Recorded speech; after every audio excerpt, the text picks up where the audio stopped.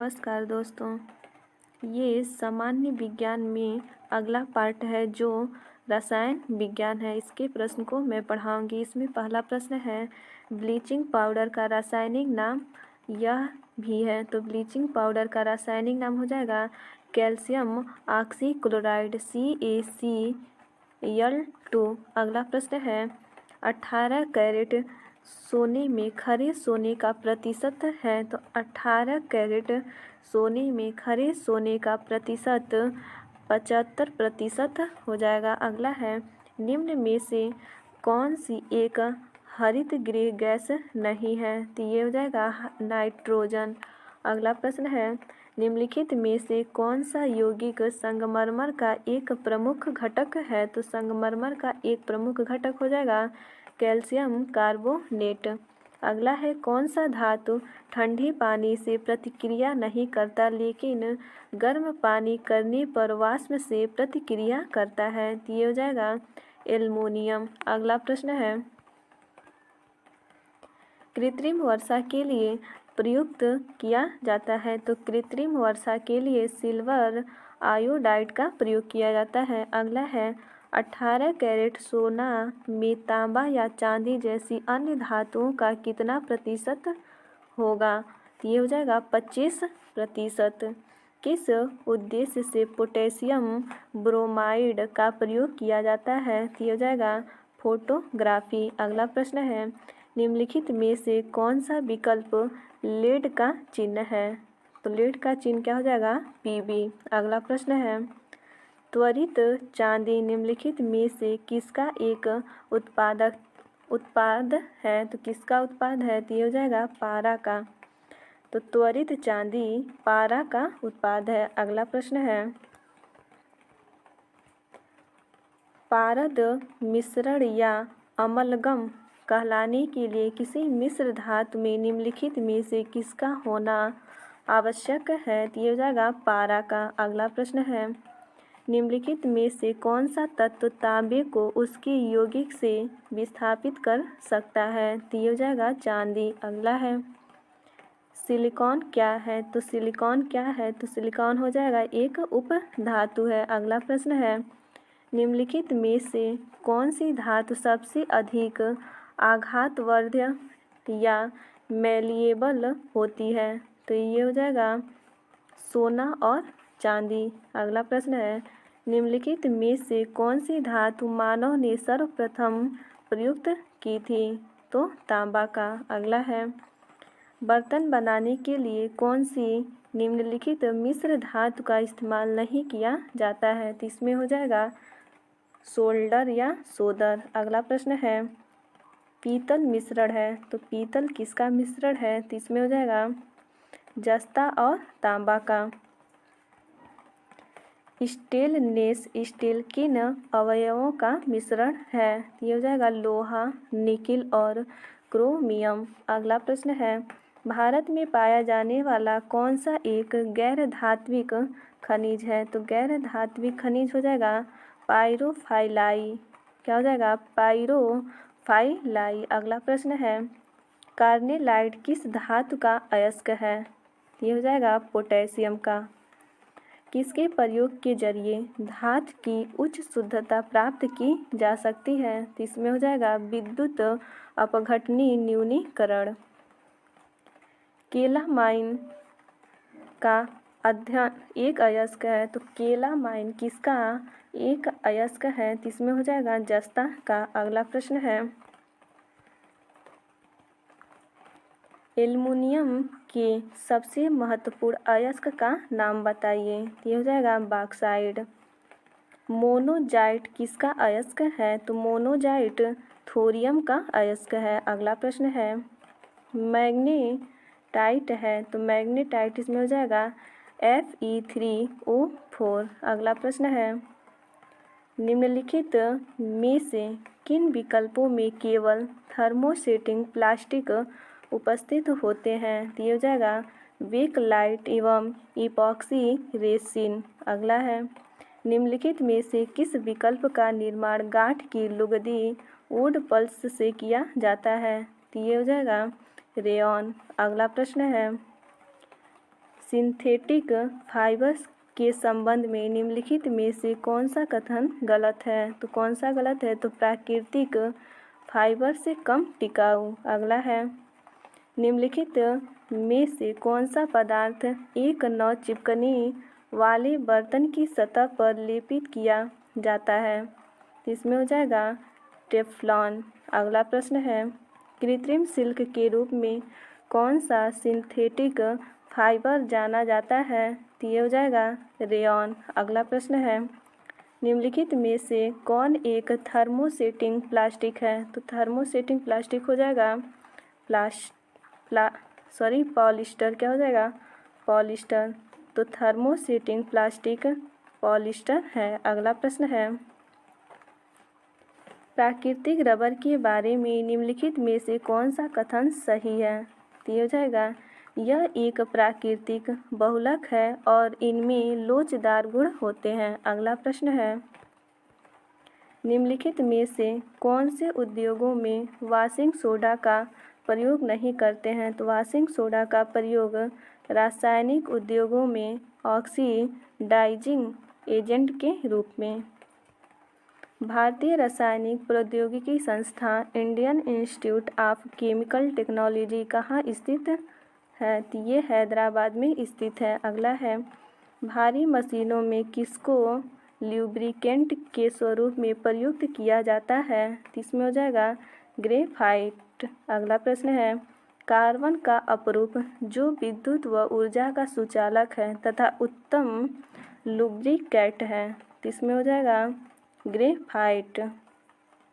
अगला प्रश्न है, निम्नलिखित में से कौन सा कीमती पत्थर एक तत्व से बना है और एक यौगिक नहीं है? तो इसमें हो जाएगा हीरा। अगला प्रश्न है, जब जल स्वयं रासायनिक रूप से किसी तत्व या खनिज के साथ मिलता है तो उसे कहते हैं? तो ये हो जाएगा जल योजन। अगला प्रश्न है, भोजन में रसायन किस उद्देश्य से मिलाया जाता है? तो ये हो जाएगा संरक्षण के उद्देश्य से। संश्लिष्ट अपमार्जक या सिंथेटिक डिटर्जेंट के बारे में निम्नलिखित में से कौन सा कथन सही है? तो ये हो जाएगा, यह मृदु और कठोर जल दोनों के साथ काम करते हैं। अगला है, पानी को शुद्ध करने के लिए आमतौर पर इस्तेमाल किया जाने वाला रासायनिक तरीका निम्नलिखित में से कौन सा है? तो इसमें हो जाएगा क्लोरीनीकरण। अगला प्रश्न है, निम्नलिखित में से कौन एक नाइट्रोजन उर्वरक नहीं है? तो ऑप्शन है इसमें आगे, तो इसमें हो जाएगा सुपर फॉस्फेट ऑफ लाइम। अगला प्रश्न है, जल प्रक्रमण संयंत्रों में घुले हुए ठोस पदार्थ को हटाने के लिए क्या उपाय किए जाते हैं? तो इसमें हो जाएगा रिवर्स ऑस्मोसिस, आसवन और आयन एक्सचेंज। समुद्र के पानी में द्रवीभूत समुद्र के पानी में द्रवीभूत मुख्य लवणों की पहचान कीजिए। तो इसमें हो जाएगा sodium chloride, sodium sulphate, calcium carbonate और पोटेशियम सल्फेट। तो इसमें सी ऑप्शन सही हो जाएगा। अगला प्रश्न है, ऐसा उर्वरक जो 2 या 2 से अधिक प्राथमिक पोषक तत्वों की आपूर्ति करता है वह क्या कहलाता है? तो ये हो जाएगा मिश्रित उर्वरक। जब पानी मिलाने के बाद मिश्रण में भारी घटक नीचे सतह पर बैठ जाता है तो इस प्रक्रिया को क्या कहते हैं? तो ये हो जाएगा अवसादन। अगला है, कांच का कौन सा प्रकार ऊष्मा प्रतिरोधी है? तो इसमें हो जाएगा पाइरेक्स कांच। अगला प्रश्न है, जंग लगने पर लोहे का भार, तो जंग लगने पर लोहे का भार बढ़ता है।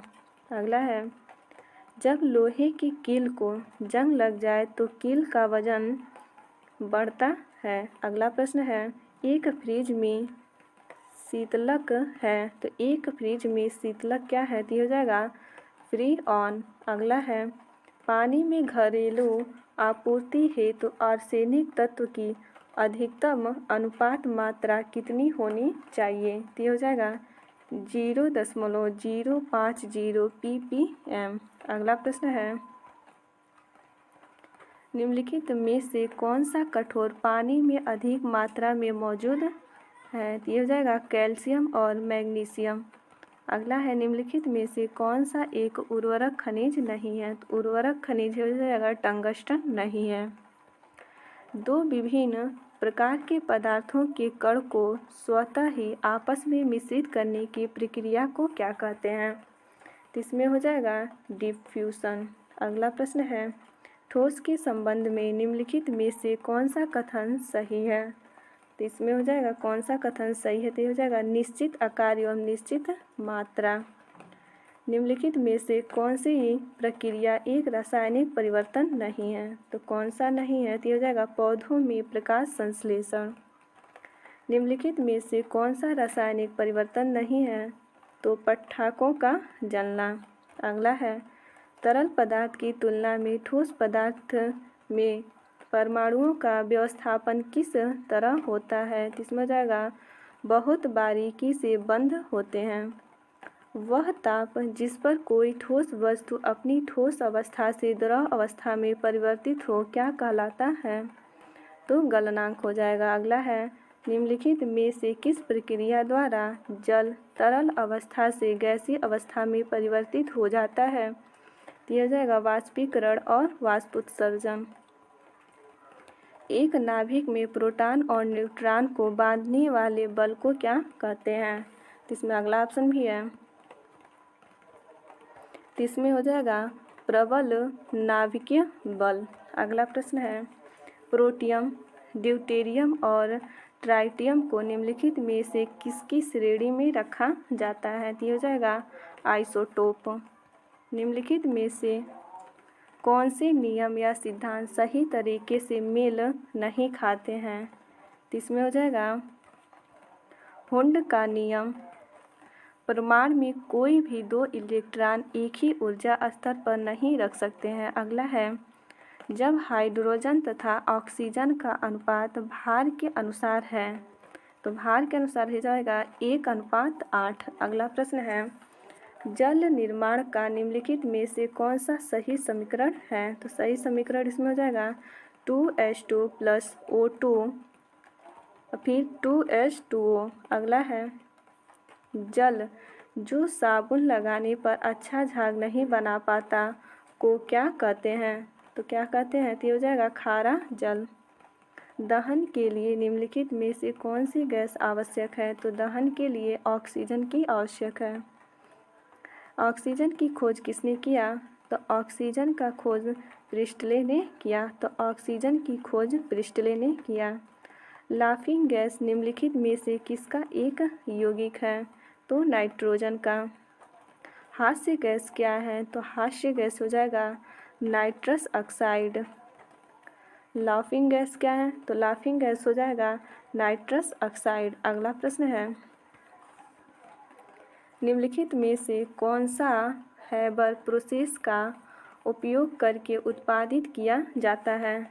तो ये हो जाएगा अमोनिया। क्या हो जाएगा? अमोनिया। अगला प्रश्न है, निम्नलिखित में से कौन सा पदार्थ समुद्र जल से निकाला गया है? तो इसमें हो जाएगा ब्रोमीन। निम्नलिखित में से किसका उपयोग करके पीने व पानी का रासायनिक कीटाणुरोधक किया जा सकता है? तो इसमें होगा क्लोरीन का। अगला है, कमरे के तापक्रम पर कौन सी अधातु तरल अवस्था में ही पाई जाती है? तो ब्रोमीन। अगला प्रश्न है, निम्नलिखित में से सबसे अधिक ऋण विद्युतीय तत्व कौन सा है? तो सबसे अधिक हो जाएगा फ्लोरीन। अगला प्रश्न है, कीटाणुओं को मारने के लिए स्विमिंग पूल में डाले जाने वाले गैर धातु कौन से हैं? तो क्लोरीन को। अगला है, प्याज कंद की विशेष महक किस कारण होती है? ये हो जाएगा सल्फर यौगिक। अगला है, जब बेरियम क्लोराइड को पतला सल्फ्यूरिक एसिड में मिलाया जाता है तब आपको क्या दिखाता है? तो इसमें हो जाएगा सफ़ेद और छेप बनता है। अगला प्रश्न है, कौन सी गैस चूना पानी को दूधिया बनाता है? तो ये हो जाएगा कार्बन डाइऑक्साइड। अगला प्रश्न है, किस गैस का गंध सड़े हुए अंडे के जैसे होता है? तो ये हो जाएगा हाइड्रोजन सल्फाइड। अगला है, NH2 की तुलना में अधिक COS समूहों वाले अमीनो अम्ल को किस अमीनो अम्ल कहा जाता है? कौन सा अमीनो अम्ल कहा जाता है? तो इसमें ऑप्शन है, तो ये हो जाएगा अमीनो अम्लीय बोलते हैं। अगला है, ऐसे अमीनो जिसमें COOS समूह के बदले NH2 समूह उपस्थित हो उसको क्या कहा जाता है? तो ये हो जाएगा बेसिक एमिनो एसिड। अगला प्रश्न है, निम्नलिखित में से कौन सा ठोस है? तो इसमें बताना है कौन सा ठोस है। तो आयोडोफॉर्म। एथिलीन ग्लाइकोल को एंटीफ्रीज हिमरोधी के रूप में पानी में मिलाने पर क्या होता है? तो ये हो जाएगा, यह पानी के हिमांक को कम करता है तथा पानी के क्वथनांक को बढ़ा देता है। अगला है, C2H6 किस प्रकार का हाइड्रोकार्बन है? तो ये हो जाएगा एल्केन। अगला प्रश्न है, पेप्टाइड बंध का निर्माण किसके बीच होता है? तो इसमें हो जाएगा पेप्टाइड बंध का निर्माण अमीनो समूह और कार्बोक्सिल समूह में होता है। अगला है, एसीटोन और मिथाइल एल्कोहल के मिश्रण को अलग करने के लिए कौन सी निम्नलिखित तकनीकी का प्रयोग होता है? तो इसमें हो जाएगा आंशिक आसवन। नींबू में एसिड पाया जाता है, तो नींबू में एसिड पाया जाता है सिट्रिक एसिड। निम्नलिखित में किसका प्रयोग एंटीफ्रीज के रूप में किया जाता है? तो एंटीफ्रीज के रूप में मिथाइल एल्कोहल का। अगला है, हरे फलों को कृत्रिम ढंग से पकाने हेतु प्रयुक्त गैस है। तो ये हो जाएगा एसिटिलीन। अगला प्रश्न है, ग्रेफाइट मुख्य रूप से निम्नलिखित में से किस तत्व से बना है? तो इसमें हो जाएगा कार्बन। अगला प्रश्न है, सीसा पेंसिल में प्रयुक्त तत्व है। तो ये हो जाएगा कार्बन। हीरा तथा ग्रेफाइट में समान है, तो इसमें परमाणु भार। अगला है, पेंसिल की लीड बनाने में क्या व्यवहार किया जाता है?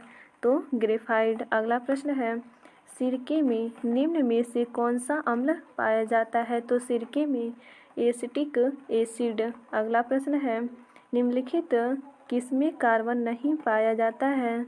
तो इनमें से कोई नहीं। निम्न में से किस प्रकार के कोयले में सबसे अधिक कार्बन सामग्री होती है? तो एंथ्रेसाइट। इथेनॉल की कैलोरीफिक वैल्यू क्या है? तो कैलोरीफिक वैल्यू क्या हो जाएगा? 30 में हो जाएगा 30 कैलोरी जूल प्रति किलोग्राम। अगला है, गोबर गैस में मुख्यतः कौन सी गैस होती है? तो गोबर गैस में मीथेन गैस होती है। अगला प्रश्न है, खाना पकाने के गैस में 90% से अधिक रहता है, तो 90% से अधिक ब्यूटेन रहता है। निम्नलिखित में से कौन सा तरल पदार्थ सर्वाधिक ज्वलनशील है? तो सबसे ज़्यादा ज्वलनशील पेट्रोल हो जाएगा। अगला प्रश्न है, प्राकृतिक गैस का प्रमुख तत्व है। तो प्राकृतिक गैस का प्रमुख तत्व मीथेन हो जाएगा। अगला है, इलेक्ट्रॉन की खोज का श्रेय किसे जाता है? तो इलेक्ट्रॉन की खोज J.J. थॉमसन। आगे है, प्रोटॉन का द्रव्यमान होता है। तो प्रोटॉन का कितना द्रव्यमान होता है? तो 1.6726 गुणे 10⁻24 ग्राम। न्यूट्रॉन की खोज किसने की है? तो न्यूट्रॉन की खोज J.J. थॉमसन ने। अगला प्रश्न है, निम्नलिखित में से किसने प्रोटॉन की खोज की है? तो प्रोटॉन की खोज गोल्डस्टीन ने। अगला प्रश्न है, न्यूट्रॉन एक कण जो परमाणु के नाभिक का अंश है की खोज किसने की है? तो ये हो जाएगा जेम्स चैडविक ने। अगला प्रश्न है, अल्फा किरणें हैं, तो अल्फा किरणें हो जाएगा हीलियम के नाभिक। आधुनिक परमाणु सिद्धांत तैयार किया गया था। तो आधुनिक परमाणु सिद्धांत जॉन डाल्टन हो जाएगा तैयार किया। अगला है गैसों के संबंध में निम्नलिखित में से कौन सा कथन सत्य है। तो इसमें हो जाएगा गैसों का न तो निश्चित आकार होता है और न ही इसका निश्चित आकार होता है और न ही निश्चित आयतन होता है। अगला प्रश्न है परमाणु बम बनाने के लिए सामान्यतः निम्नलिखित में से किस तत्व का उपयोग किया जाता है। तो ये हो जाएगा यूरेनियम। अगला प्रश्न है निम्नलिखित में से कौन एक रेडियोधर्मी तत्व नहीं है। तो कैडमियम। अगला प्रश्न है शुष्क सेल में प्रयुक्त कैथोड है। तो ये जस्ता। अगला प्रश्न है निम्नलिखित किसके प्रभाव के कारण एक इलेक्ट्रोलाइट के द्वारा इलेक्ट्रिक करंट पास करती है। तो इसमें हो जाएगा धनात्मक और ऋणात्मक आयन। इलेक्ट्रॉन त्यागने की प्रवृत्ति कहलाती है। तो इलेक्ट्रॉन त्यागने की प्रवृत्ति ऑक्सीकरण कहलाती है। अगला है फास्फोरस जब कास्टिक सोडा से क्रिया करता है तो उत्पाद PH3 तथा NaS2PO2 देता है। यह अभिक्रिया एक उदाहरण है। तो किसका उदाहरण है। तो ऑक्सीकरण और अपचयन का। कार्बनिक यौगिक में कार्बन की संयोजकता हमेशा होती है। तो 4 हो जाएगा। अगला प्रश्न है एक दुर्बल एसिड एवं प्रबल क्षार के बीच बनी नमक का pH मान कितना होता है। तो pH मान हो जाएगा 10।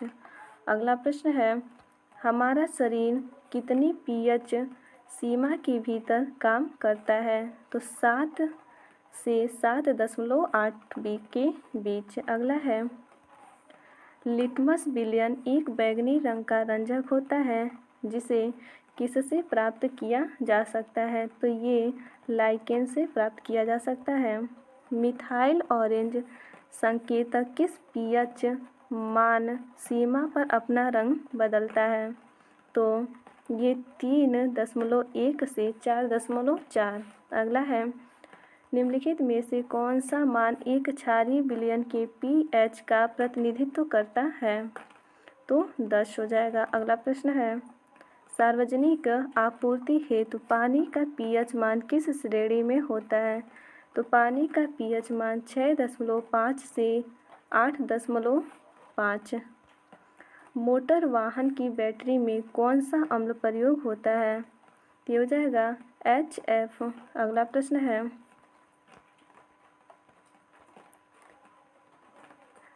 एप्सम का औद्योगिक नाम क्या है। तो एप्सम का औद्योगिक नाम हो जाएगा मैग्नीशियम सल्फेट। शुद्ध पानी का pH निकटतम है। तो इसमें हो जाएगा 7। अगला प्रश्न है नाइट्रिक अम्ल किस धातु पर विअसर होता है। तो सोना पे।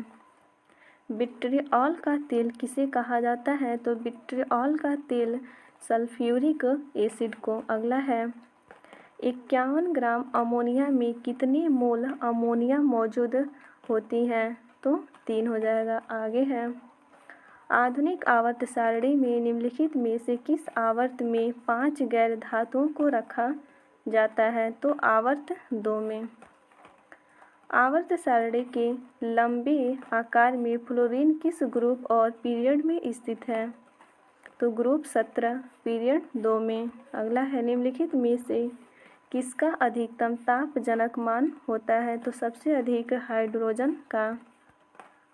CNG को वाहनों में ईंधन के रूप में भरने के लिए कितनी किग्रा प्रति वर्ग सेंटीमीटर तक दबाया जाता है। तो इसमें हो जाएगा 200 से 250। बायोगैस में मुख्यतः पाई जाती हैं। तो बायोगैस में मीथेन पाई जाती हैं। अगला प्रश्न है जब बेकिंग पाउडर में पानी मिलाया जाता है तो क्या होता है। तो इसमें हो जाएगा कार्बन डाइऑक्साइड गैस निकलती हैं। अगला प्रश्न है घरेलू तौर पर पानी को मृदु बनाने के लिए वाशिंग सोडा का इस्तेमाल किया जाता है। यह वास्तव में क्या है। तो ये सोडियम कार्बोनेट। अगला प्रश्न है वाशिंग सोडा है। तो वाशिंग सोडा सोडियम कार्बोनेट। धावन सोडा सोडा या धावक सोडा किसका साधारण नाम है? तो सोडियम कार्बोनेट का। खाद्यान्नों के संरक्षण हेतु निम्न में से किसका प्रयोग किया जाता है? तो सोडियम बेंजोएट का। अगला प्रश्न है, निम्नलिखित में से कौन बेकिंग सोडा है? तो बेकिंग सोडा हो जाएगा NaHCO3।